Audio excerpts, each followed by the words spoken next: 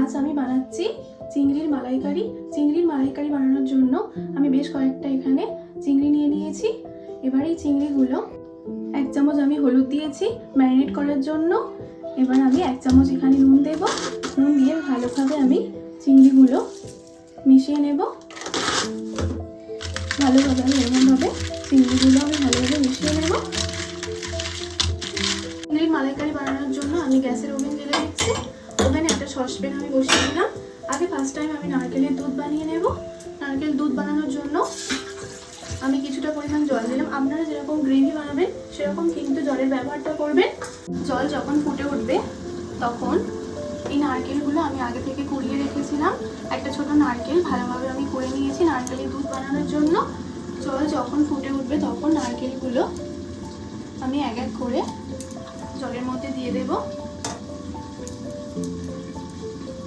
সমস্ত নারকেল আমি জলের মধ্যে দিয়ে দিয়েছি। এবার 1 মিনিটের মতো আমি ফুটিয়ে তারপর আমি নামিয়ে নেব।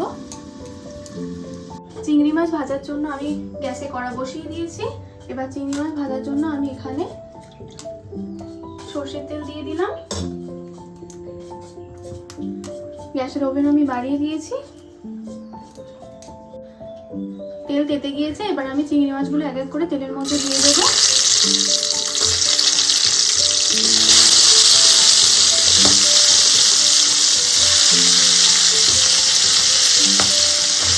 সমস্ত চিংড়ি মাছ আমি এক এক করে তেলের মধ্যে দিয়ে দেবো।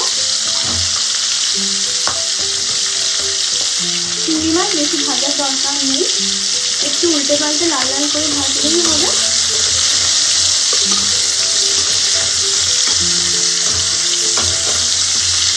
আমার ভাজা হয়ে গিয়েছে। আমি এবার চিংড়ি মাছগুলো এক এক করে একটা পাত্রের মধ্যে আমি তুলে নেব। সমস্ত চিংড়ি এইভাবে আমি পাত্রের মধ্যে তুলে নিচ্ছি। সমস্ত চিংড়ি আমি তুলে নিয়েছি। এবার চিংড়ি ভাজার তেলে আমি অল্প কিছুটা পরিমাণ আমি কালো জিরে দিয়ে দিলাম। 1/2 চামচের মতো কালো জিরে দিয়ে দিলাম।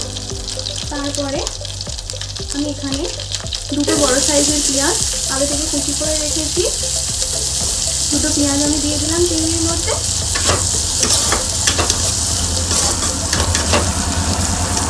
তেল আমার কম হয়েছে তাই আমি আরও কিছুটা পরিমাণ তেলের ব্যবহার করছি। পেঁয়াজ ভাজার সময় আমি 1 চামচ নুন দিয়ে দিলাম। নুন দিলে পেঁয়াজটা তাড়াতাড়ি ভাজা হয়ে যাবে।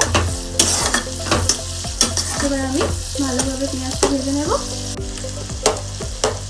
পেঁয়াজ আমার ভাজা হয়ে গিয়েছে। এবার পেঁয়াজ ভাজায় আমি 1 চামচ রসুন বাটা দিয়ে দেব। 1 চামচের মতো আমি রসুন বাটা দিয়ে দিলাম। এবার রসুনটা ভালোভাবে আমি পেঁয়াজের সাথে মিশিয়ে নেব। রসুন ভালোভাবে ভাজা হয়ে গেলে তারপরে একটা বড় সাইজের টমেটো আমি এর মধ্যে দিয়ে দেব। একটা বড় সাইজের টমেটো আমি দিয়ে দিলাম। টমেটোটাকেও আমি ভালোভাবে ভেজে নেব। ভালোভাবে টমেটোটাও মিশে গিয়েছে। এবারে আমি 1 চামচ আদা দিয়ে দেব। 1 চামচের মতো আমি আদা দিয়ে দিলাম। আদাটাও ভালোভাবে আমি মিশিয়ে দেব। আদা ভালোভাবে মিশে গিয়েছে। এবারে আমি ভাজা চিংড়ি মাছগুলো এর মধ্যে দিয়ে দেব।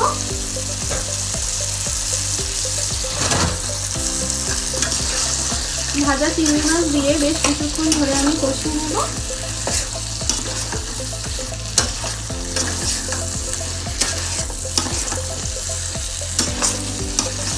এক এক করে মশলাগুলো দিয়ে দেব। চিংড়ি মাছ ভাজার সময় চিংড়ি মাখানোর সময় আমি 1 চামচ নুন দিয়েছিলাম। চিংড়ি কষার সময় আমি 2 চামচ নুন দিলাম। এবারে আমি দেব হলুদ গুঁড়ো। হলুদ গুঁড়ো আমি 1 চামচ দিলাম। আর লঙ্কা গুঁড়ো দেব 1 চামচ। সমস্ত কিছু ভালোভাবে আমি দেওয়ার পর মিশিয়ে নেব। মশলা কষানোর সময় আমি অল্প জল দেব। দিয়ে আমি মশলাটা কষিয়ে নেব। বেশি জল এখানে ব্যবহার করব না, অল্প জল দেব, দিয়ে 1 মিনিট ধরে ভালোভাবে মশলাটা আমি কষিয়ে নেব।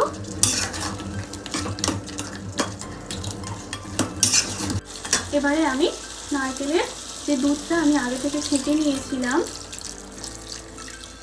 সেটা আমি এর মধ্যে দিয়ে দেব। দিয়ে আমি আধ ঘন্টা ধরে কিন্তু ভালোভাবে ফোটাবো, যাতে গ্রেভিটা চিংড়ির মধ্যে ভালোভাবে কিন্তু ঢুকে যায়। সেই জন্য ভালোভাবে আমি চিংড়িটা ফুটতে দেবো আধ ঘন্টা ধরে। ভালোভাবে ফুটে উঠেছে। এবারে আমি 1/2 চামচ এখানে গরম মশলা দিলাম, আর 1/2 চামচের মতো আমি এখানে চিনি দেব। 2 চামচের 1/2 চামচ আমি এখানে চিনি দিলাম। এবার ভালোভাবে আমি মিশিয়ে দেব। ভালোভাবে মিশিয়ে আমি চেক করব যে সমস্ত কিছু পরিমাণ ঠিক রয়েছে কি।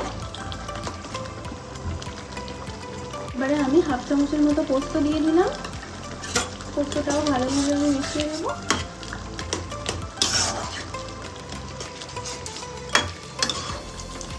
পোস্ত দেওয়ার পর এবার আমি ওপর থেকে ধনেপাতা, অল্প কিছুটা পরিমাণ ধনেপাতা আর 3টে চেরা কাঁচা লঙ্কা আমি ওপর থেকে ছড়িয়ে দিলাম। চিংড়ি মাছের মালাইকারি আমার কমপ্লিট।